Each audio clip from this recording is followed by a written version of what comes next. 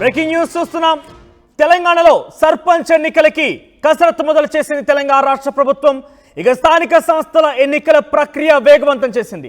ఎన్నికల ఏర్పాట్లు మొదలుపెట్టిన రాష్ట్ర ఎన్నికల సంఘం పంచాయతీల్లో వార్డు మ్యాపింగ్ వార్డుల వారీగా ఓటర్ల జాబితా తయారీపై ఫోకస్ చేసింది. వార్డుల విభజన, ఓటర్ల జాబితా తయారీపై కూడా డాటా ఎంట్రీ ఆపరేటర్లకు శిక్షణ ఇస్తూ ముందుకు కొనసాగుతోంది. ప్రతి జిల్లా నుంచి 5 ఆపరేటర్లకు హైదరాబాద్లో శిక్షణ ఇవ్వబోతున్నారు అధికారులు. ఆగస్టు 3 నుంచి MCHRDలో ఆపరేటర్లకు ట్రైనింగ్ ఇవ్వబోతున్నారు. 31 వరకు లిస్టు పంపించాలని ఎన్నికల సంఘం ఉత్తర్వులు జారీ చేసింది. ఇక అసెంబ్లీ ఓటర్ల జాబితా నుంచి పంచాయతీ ఓటర్ల జాబితా తయారీ వరకు గ్రామ పంచాయతీలో ఫిబ్రవరి నుంచి ప్రత్యేక అధికారుల పాలన కొనసాగుతోంది. సో మొత్తం మీద ప్రస్తుతానికి గ్రామ పంచాయతీ ఎన్నికల విషయంలో పెద్ద ఎత్తున చర్చనీయాంశం అవుతోంది. అయితే అక్కడ ఓటర్ ప్రక్రియ, ఓటర్ జాబితా మ్యాపింగ్ సంబంధించిన అంశాల్లో కూడా పూర్తి స్థాయి ఫోకస్ చేసింది రాష్ట్ర ప్రభుత్వం. ఎన్నికల అధికారులు ఇప్పటికే ఒక ఆపరేటర్లకు సంబంధించిన విషయాలను కూడా వాళ్ళకి ట్రైనింగ్ ఇచ్చే నిర్ణయం తీసుకుంది. సుమారుగా 31 వరకు కూడా లిస్టు పంపించాలంటూ కూడా ఎన్నికల సంఘం ఉత్తర్వులు జారీ చేసింది. ఆగస్టు 3 నుంచి MCHRDలో ఆపరేటర్లకు ట్రైనింగ్ ఇవ్వబోతున్నారు. ఇక ప్రతి జిల్లా నుంచి 5 ఆపరేటర్లకు హైదరాబాద్లో శిక్షణ ఇవ్వబోతున్నారు. ఈ నేపథ్యంలోనే సర్వత్రా ఆసక్తి నెలకొంది. కొత్త ఓటర్ల జాబితాను కూడా తయారు చేయబోతున్నారు. ఒకసారి మా ప్రతినిధి రమేష్తో జాయిన్ అవుతారు మనతో పాటుగా. ఆలోపుగా మనం ఒకసారి మీ అభిప్రాయం, ఓటర్ల జాబితా ప్రక్రియ విషయంలో కావచ్చు, ఎన్నికల విషయంలో కావచ్చు, గ్రామ పంచాయతీ ఎన్నికల పూర్తి స్థాయిలో ఇటు కులగణన చేపట్టాకనే చేస్తామని చెప్పారు. కానీ ప్రస్తుతం సిచ్యువేషన్ మొత్తం కూడా తారుమారైంది. కేవలం ఓటర్ల జాబితా అంటూ ముందుకు వెళ్తోంది రాష్ట్ర ప్రభుత్వం. సో గ్రామ పంచాయతీ ఎన్నికల ప్రక్రియ ఇప్పుడు జరిగేటువంటి విషయంలో అనేక ప్రశ్నలు, అనేక సందేహాలు అయితే ఉన్నాయి. అయితే మీ అభిప్రాయం ఏంటి? కామెంట్ రూపంలో కామెంట్ చేసే ప్రయత్నం చేయండి. త్వరలోనే గ్రామ పంచాయతీ ఎన్నికలు ఉండబోతున్నాయి. సర్వత్రా ఆసక్తి నెలకొంది. ఎక్కడ చూసినా కూడా గ్రామ పంచాయతీ ఎన్నికల విషయంలో చర్చ కొనసాగుతోంది.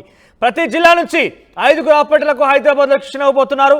ఆగస్టు 3 నుంచి MCHRDలో ఆపరేటర్లకు ట్రైనింగ్ ఇవ్వబోతున్నారు. అసెంబ్లీ ఓటర్ల జాబితా నుంచి పంచాయతీ ఓటర్ల జాబితా తయారు చేయబోతున్నారు. ఇక తెలంగాణలో సర్పంచ్ ఎన్నికలకి కసరత్తు మొదలైంది. స్థానిక సంస్థల ఎన్నికలకి అధికారులు కసరత్తు మొదలుపెట్టారు.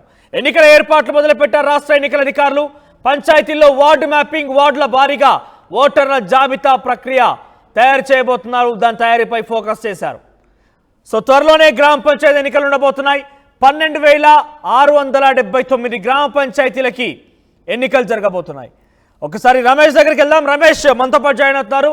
ఎస్ రమేష్, ఎటువంటి ప్రక్రియ కొనసాగుతోంది? గ్రామ పంచాయతీ ఎన్నికల ప్రక్రియ కోసం అధికారులు ఎటువంటి కసరత్తు చేస్తున్నారు?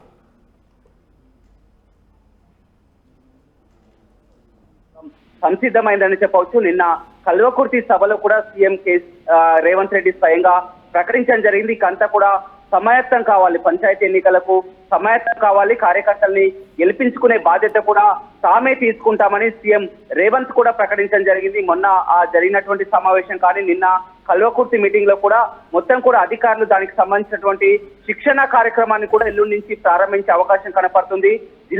ప్రతి జిల్లా నుంచి కూడా 5 డాటా ఎంట్రీ వాళ్లకు ఆ HRDAలో కూడా శిక్షణ ఇచ్చేందుకు కూడా అధికార యంత్రాంగం సిద్ధమవుతున్నటువంటి పరిస్థితి కనిపిస్తుంది. ఇప్పటికే ఓటర్ల జాబితాను కూడా సిద్ధం చేయమని కూడా చెప్పడం జరిగింది. వార్డుల వారీగా కూడా ఓటర్ల జాబితాను సిద్ధం చేసే పనిలో కూడా యంత్రాంగం ఉందని చెప్పవచ్చు. ఈ నెలాఖరు వరకు కూడా వచ్చే నెల ఆగస్టు నెలాఖరు వరకు కూడా నోటిఫికేషన్ వచ్చినా కానీ సెప్టెంబర్ లో ఖచ్చితంగా ఎన్నికలు నిర్వహించే అవకాశం అయితే కనపడుతుందని చెప్పవచ్చు. ఆగస్టు 15 నాటికి ఇచ్చిన మాట ప్రకారం కూడా రుణమాఫీ కూడా 3 విడతల రుణమాఫీ 2 లక్షల రుణమాఫీ కూడా పూర్తవుతున్నటువంటి సందర్భంలో కూడా ఆగస్టు నెలాఖరు వరకు నోటిఫికేషన్ వచ్చి ఆ సెప్టెంబర్ లో ఎన్నికలు నిర్వహించే అవకాశం అయితే కనపడుతుందని చెప్పొచ్చు. దానికి సంబంధించి అధికార యంత్రాంగం ఇప్పటికే సిద్ధమవుతున్నటువంటి ఆ పరిస్థితి అయితే కనపడుతుందని చెప్పొచ్చు.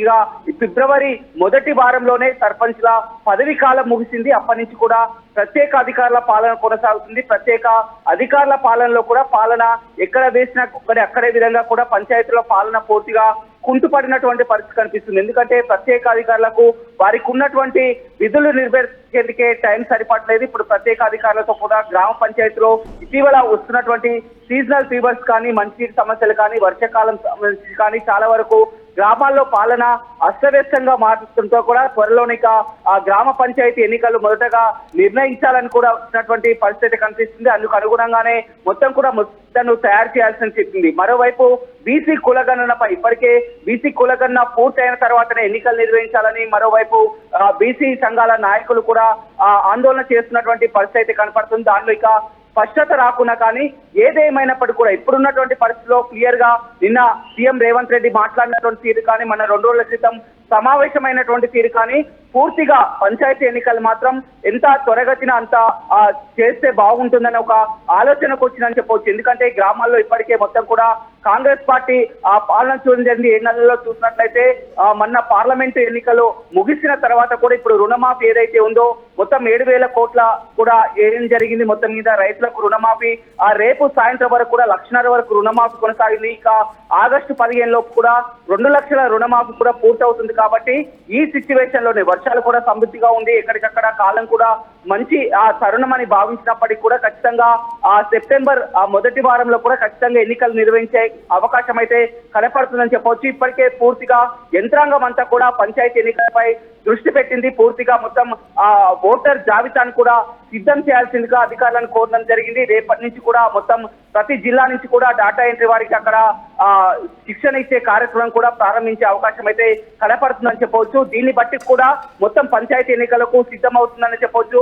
రేవంత్ రెడ్డి ఏదైతే పార్లమెంట్ ఎన్నికల్లో ఒక్క పార్లమెంట్ మెంబర్ కూడా గెలవనటువంటి బీఆర్ఎస్ పార్టీ రేపు వచ్చే పంచాయతీ ఎన్నికల్లో ఒక వార్డు మెంబర్ కూడా గెలిచే అవకాశం లేదని మాట్లాడుతున్నారు. కాబట్టి ఖచ్చితంగా పంచాయతీ ఎన్నికల్ని కాంగ్రెస్ పార్టీ ఒక ప్రతిష్టాత్మకంగా తీసుకుందని చెప్పవచ్చు. మొత్తం కూడా అన్ని పంచాయతీలు అత్యధిక స్థానంలో కైవసం చేసుకోవాలని చూస్తుంది. కొత్త ఓటర్ జాబితాని రూపొందించే అవకాశం ఉందా, లేదంటే అసెంబ్లీ ఎన్నికల్లో లేదంటే మన జరిగిన పార్లమెంట్ ఎన్నికల్లో ఉన్నటువంటి ఆ ఓటర్ల జాబితాని కొనసాగిస్తారా?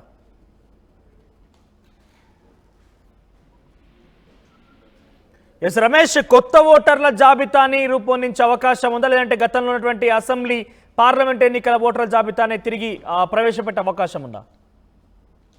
లేదు, వార్డుల వారీగా ఖచ్చితంగా ఆ ఓటర్ అయితే చేపట్టే అవకాశం కనపడుతుంది. వార్డుల వారీగా కూడా ఖచ్చితంగా ఇప్పటికే ఆదేశాలు కూడా చెంది ఓటర్ లిస్టు వార్డుల వారీగా కూడా రెడీ చేయాలని కూడా చెప్పడం జరిగింది. కానీ ఇప్పుడు రిజర్వేషన్ల అంశమే ఇంకా కొలిక్కి రాలేదు. పాత రిజర్వేషన్ల పద్ధతిలోనే ఎన్నికలు నిర్వహిస్తారా, లేకపోతే కొత్తగా రిజర్వేషన్లు అమలుకు వస్తాయని అందులో స్పష్టత అయితే లేదు. చాలా వరకు కానీ గత ఉన్నటువంటి రిజర్వేషన్లే మళ్ళీ అమల్లోకి వస్తాయని ఒక చర్చ జరుగుతున్నా కానీ రిజర్వేషన్ల అంశంలో కొలిక్కి రాలేదని చెప్పవచ్చు. ఒకవేళ రిజర్వేషన్లనే పరిగణలోకి తీసుకోవాలంటే కులగణన అనేది ఖచ్చితంగా అయిన తర్వాతనే రిజర్వేషన్లు వచ్చే అవకాశం కనపడుతుంది. కాబట్టి దానికి చాలా సమయం పట్టే అవకాశం కనపడుతుంది. పాత రిజర్వేషన్ల ప్రక్రియని తీసుకున్నప్పటికీ కూడా ఓటర్ల జాబితా మాత్రం కొత్తగా తయారయ్యే అవకాశం కనపడుతుంది. వార్డుల వారిగా కూడా ఎక్కడికక్కడ ఓటర్ జాబితాను సిద్ధం చేయాలని ఇప్పటికే ఆదేశాలు ఇవ్వడంతో కూడా పూర్తిగా యంత్రాంగం అంతా అందులోనే సంసిద్ధమైనటువంటి పరిస్థితి కనిపిస్తుంది. ఆగస్టు చివరి నాటికి కూడా నోటిఫికేషన్ సెప్టెంబర్ లో ఆ ఎన్నికలు నిర్వహించే అవకాశం అయితే కొట్టొచ్చినట్టు కనపడుతుందని చెప్పుకోవచ్చు. మనోజ్. ఎస్ రమేష్, అంటే రిజర్వేషన్లకు సంబంధించి పెద్ద ఆందోళన కలిగిస్తున్న నేపథ్యంలో కొత్త ఓటర్ల జాబితా రూపొందించి ఆ ఓటర్ల సంఖ్య అనుగుణంగా రిజర్వేషన్ పెంచే అవకాశం ఉందా? ఖచ్చితంగా, కానీ ఖచ్చితంగా ఏంటంటే ఇప్పటికే వాళ్ళు అసెంబ్లీలో చెప్పినటువంటి ప్రకారం కులగణన నిర్వహిస్తామని చెప్పడం జరిగింది. కులగణన ఆధారంగా కూడా మొత్తం రిజర్వేషన్లు జరిగే అవకాశం కనపడుతుంది. కానీ కులగణన పూర్తి కాలేదు కాబట్టి రిజర్వేషన్లను ఏ విధంగా తీసుకోవాలనే అంశం కూడా ఇప్పటికే బీసీ సంఘాలు పూర్తిగా కులగణన చేపట్టిన తర్వాతనే ఆ రిజర్వేషన్ ఎన్నికలు నిర్వహించాలని చెప్తున్నప్పటికీ కూడా సమయం మాత్రం ఇప్పుడు ఉన్నటువంటి పరిస్థితుల్లో మాత్రం కులగణన చేయాలన్నా కానీ ఎన్నికలు ఇప్పుడు జరిగే అవకాశం కనపడలేదు. ఈ ప్రక్రియ అంతా కొనసాగాలంటే డిసెంబర్ వరకు కూడా సమయం పడుతుంది. కాబట్టి ఒకవేళ పంచాయతీ ఎన్నికల్ని నిర్వహించాలనుకున్న సమయం అట్లయితే ఖచ్చితంగా రిజర్వేషన్లు ఆ పాత రిజర్వేషన్లనే పరిగణలోకి తీసుకొని కొత్త ఓటర్ల జాబితాను తయారు చేసే అవకాశం అయితే కనపడుతుందని చెప్పవచ్చు. కూడా నిన్న కల్వకుర్తి సభలో సీఎం రేవంత్ రెడ్డి చేసినటువంటి వ్యాఖ్యల ప్రకారం ఎంత త్వరగతిన అంత సిద్ధమయ్యే అవకాశమే కనపడుతుందని చెప్పవచ్చు. పాత రిజర్వేషన్లని అమల్లోకి తీసుకొని ఆ ఎన్నికలు నిర్వహించే అవకాశం అయితే కనపడుతుందని మనకు అందుతున్నటువంటి సమాచారం అని చెప్పుకోవచ్చు. మనోజ్.